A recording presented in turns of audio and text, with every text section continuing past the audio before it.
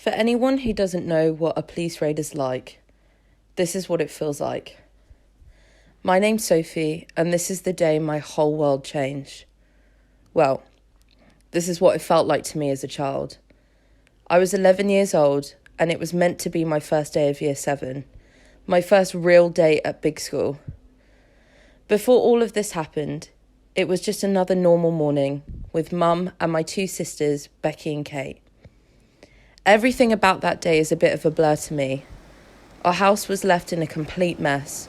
All of our things had been taken in plastic bags marked as evidence, and my little sister was panicking, and it was left to me and Becky to make sure she was okay.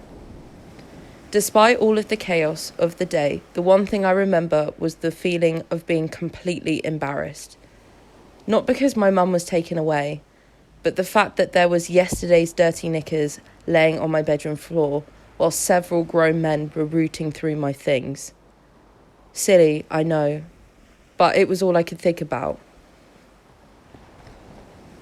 It seemed like ages between our house was raided and when Mum went to court.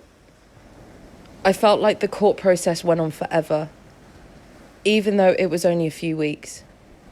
I read things online about the case from other people, things I had never heard before, and it confused me. It was an extremely hard time for my family and myself, and the media was not making things easier.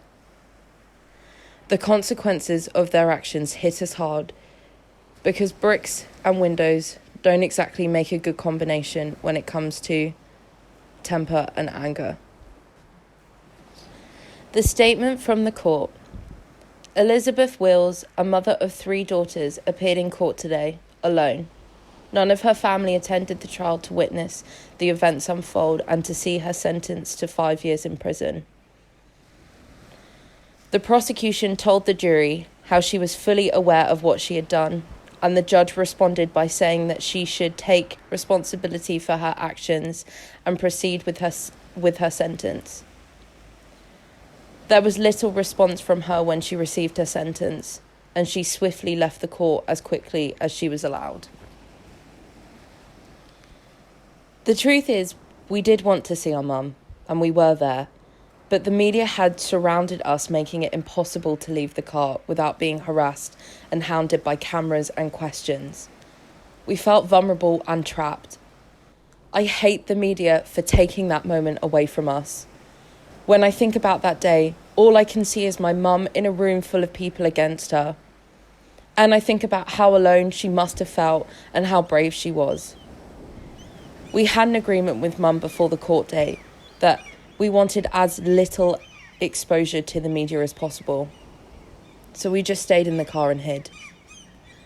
As soon as Mum was sentenced, it felt like the whole world knew the entire ins and outs of our family's business.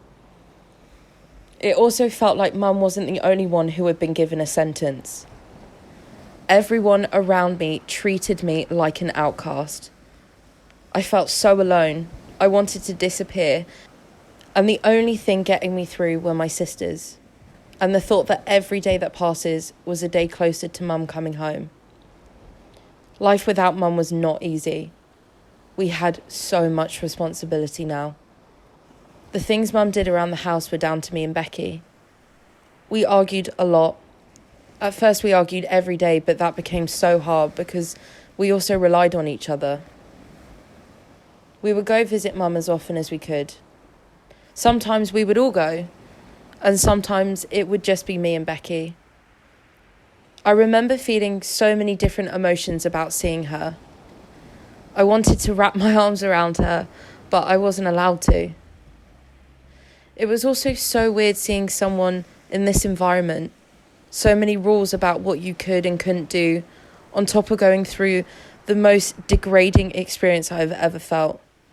They treated us like prisoners as well as our mum.